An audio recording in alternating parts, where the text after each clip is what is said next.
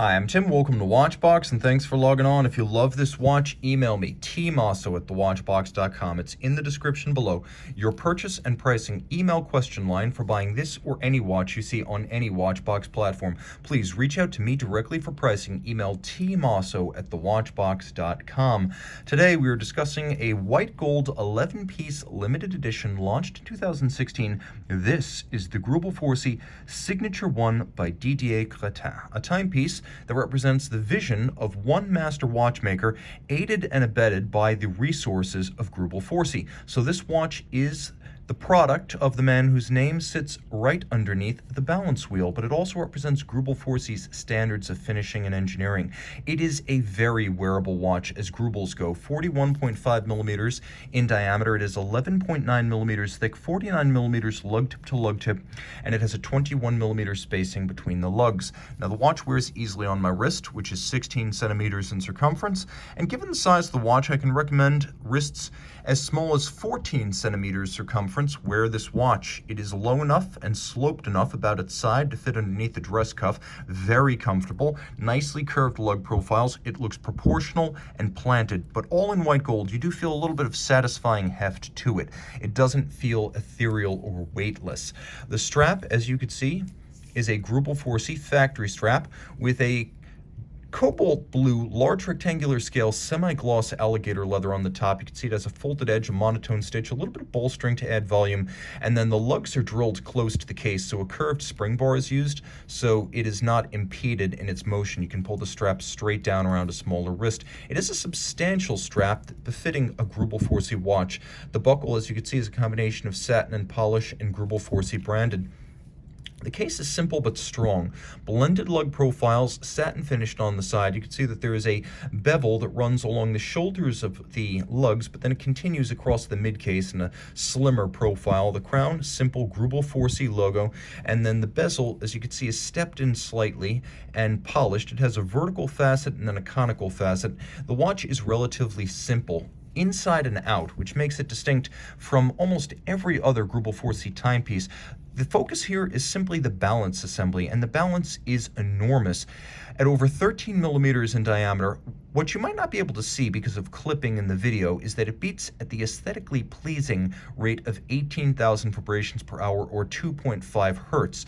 The balance is the star, and that's highlighted by the fact that it is entirely visible on the dial side, and it has a gloriously black polished and beveled full balance bridge, being free sprung, 6-position adjusted, and mounted on a dual anchored balance bridge. It is remarkably tolerant of bumps and shocks on the wrist. I wouldn't go abusing it, but it's designed to be more rugged than a standard haute horlogerie dress watch, a timepiece, with an overcoil hairspring made by hand, a Phillips curve, so that it can beat concentrically in any position. That is to say, in any position, it will keep regular time rather than gaining or losing the way an imbalanced flat hairspring will. Now you can see the top is mirror polished, and then the edge has a mirrored bevel, but if you look closely, you can see there are a number of sharp interior angles where two bevels meet. You have 1, 2, 3, 4, 5, 6 at center. You can see those sharp inward bevels, and then 7, 8. So 8 sharp interior angles just on the balance bridge. You can also see that the white gold variable inertia bolts are recessed to keep them out of the free airstream and reduce aerodynamic drag. The bridges and the plates, which you can see are alternately frosted and blazoned with Côte de Genève, they are made of maillot, or German silver. It would be called an Alanga. Here we're going with maillot because Greubel Forsey is in French-speaking La Chaux-de-Fonds in Switzerland, and different finishes have been applied, as we have a combination of silvered finish and blackened nickel anthracite coating. We have individual numbering. This is Lucky 7 out of 11, and that plaque is made of white gold. All screw heads are black polished with chamfered slots in circumference. The Alpha style hands are fired blue and then polished at their center with a mirrored polish around a polished cannon pinion on which they're mounted. The dial is white opaline, but it is made of solid gold. And you can see there's a small cutout to enhance your view of the balance, and also conventional small seconds adjacent. If you turn the watch over, we've got the rhodium plating on the maillot here and the nickel anthracite coating below that.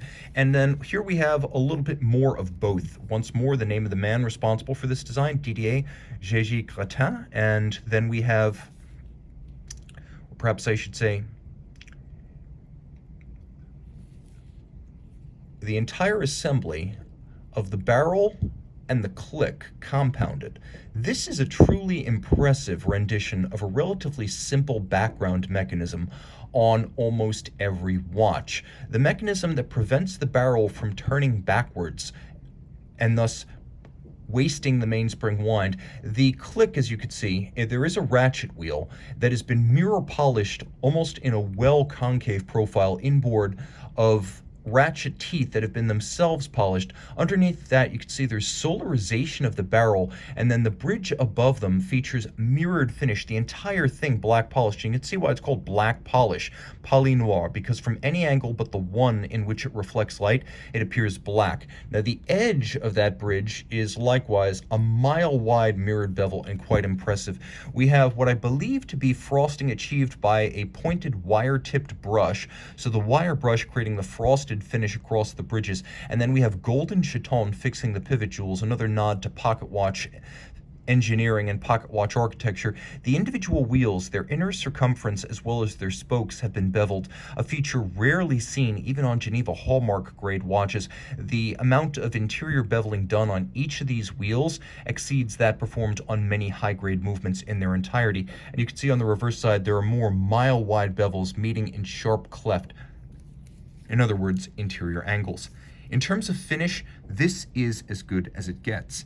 And this is a timepiece that represents absolute celebration of the machine, a movement that is over 34 millimeters in diameter, and the case essentially a gallery, a vitrine to glorify the star attraction. Reach out to Team Mosso at thewatchbox.com for purchase and pricing details. Keep in mind, this is only 30 meters water resistant, so don't take it swimming.